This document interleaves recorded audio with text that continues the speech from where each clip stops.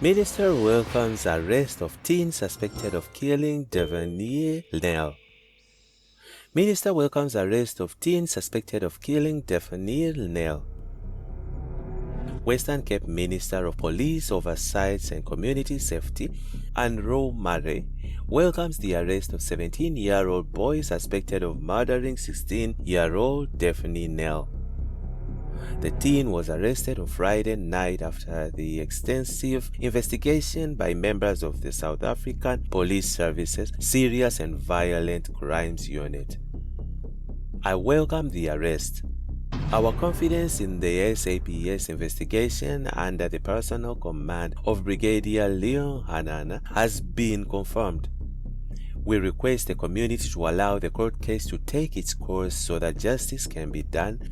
Anyone with additional information to contact the police urgently, said Minister Marais. The Hoërskool Overberg learner's body was found in a storeroom. It's believed that she was not murdered in the story but was in fact dragged from the toilet and dumped in the storeroom. She was reported missing after failing to return from school. Western Cape Provincial Commissioner Lieutenant General Tembisiele Patekile has applauded the Serious Violent Crimes team on the breakthrough as the fight against crime targeting women, children and other vulnerable groups intensifies.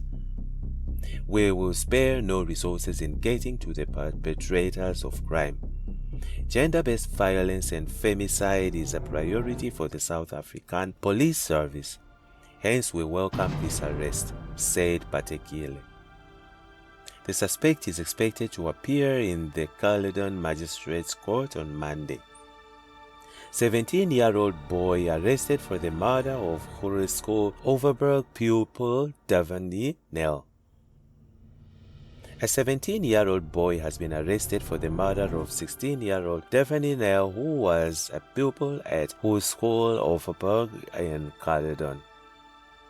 Nel's body was found dumped behind the locked doors of the school storeroom on Wednesday. She was stabbed to death. She was reported missing after failing to return home from school. The 17-year-old suspect was arrested by detectives on Friday evening and charged with murder.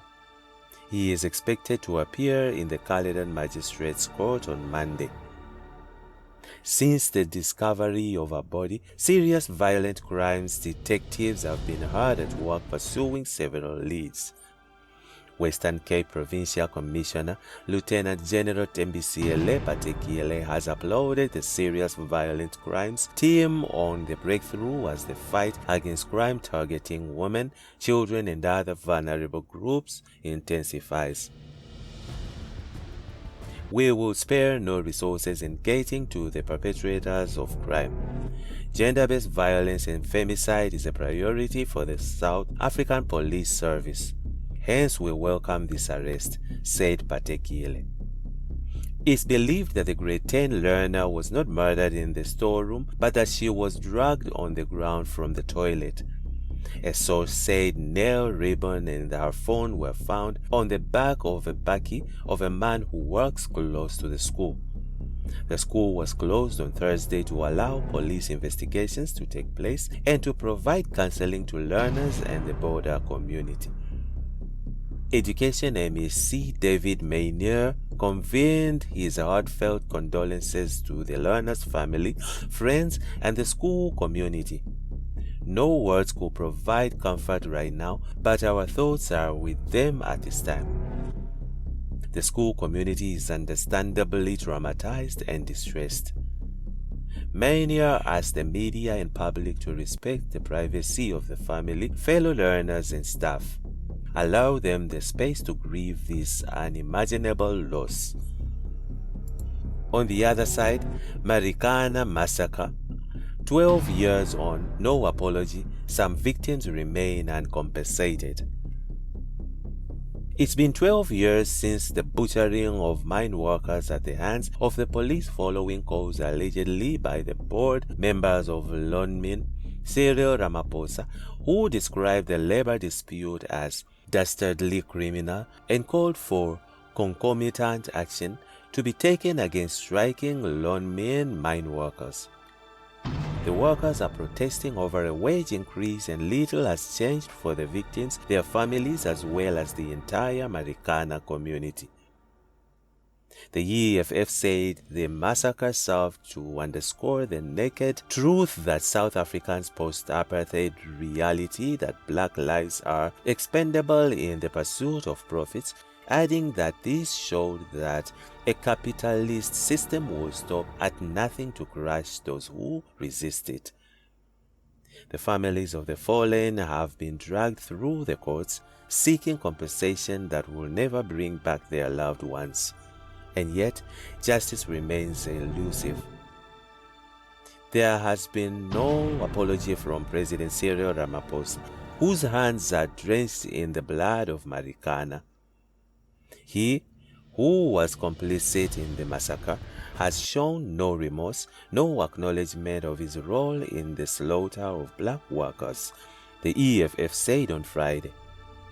This week, the Socio-Economic Rights Institute, SERI, reported that only 129 of the 315 Marikana tragedy victims have received the payout, totaling a March 71 million rand.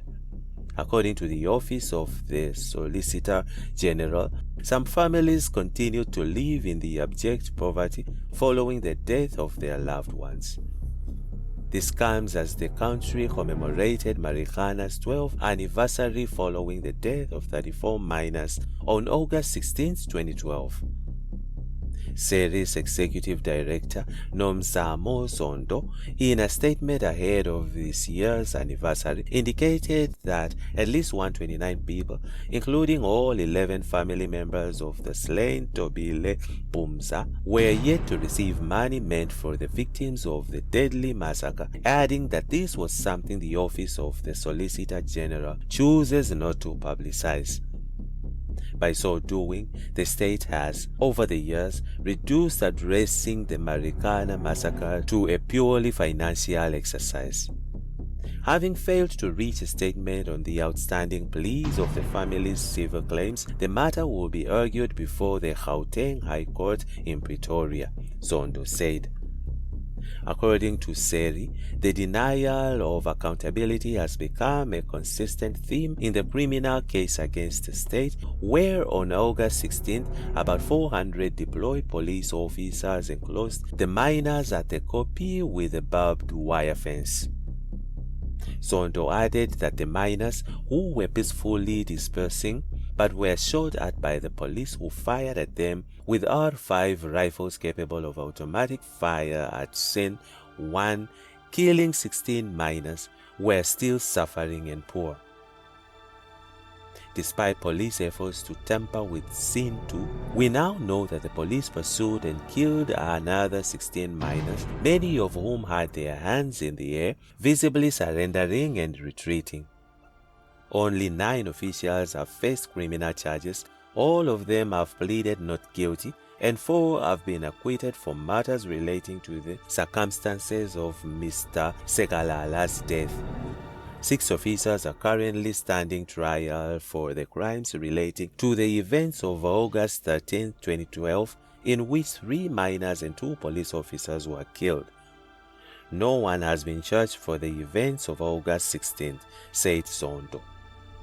However, on Friday, the Justice Department said it has paid more than 352 million rand in compensation to the victims of the 2012 massacre. Justice Minister Thembi Simelane said the department was committed to finalizing the matter, including a pending decision from the Gauteng High Court on constitutional damage. We have resolved most of the aspects of the Marikana matter, with the exception of the constitutional damages currently under Gauteng High Court consideration, she said.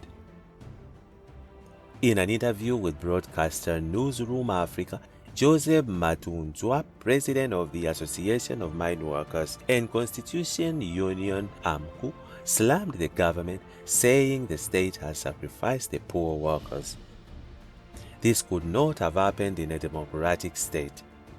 This is worse than Sharpeville massacre, because at the sharp felt it was the Nationalist Party and apartheid government.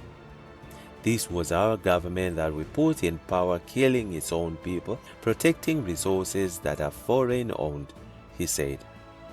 According to an SABC News report, scores of Marikana mine workers revealed that their living conditions remain dire and hopeless. More than 12 years since the tragedy, we are still struggling in the terms of accessing basic services such as water, electricity, and sanitation. We are still struggling as nothing has changed for us, the mine workers told the SABC on Friday. Early this week, the Star visited the area and reported that the situation remained unpredictable as scores of young people hoping to earn a living felt deprived of opportunities. Their only hope was securing work at the mine, as there were few to no other opportunities elsewhere. And that's it from INJIBS Crime. Stay tuned to ASA Criminal and Correctional updates.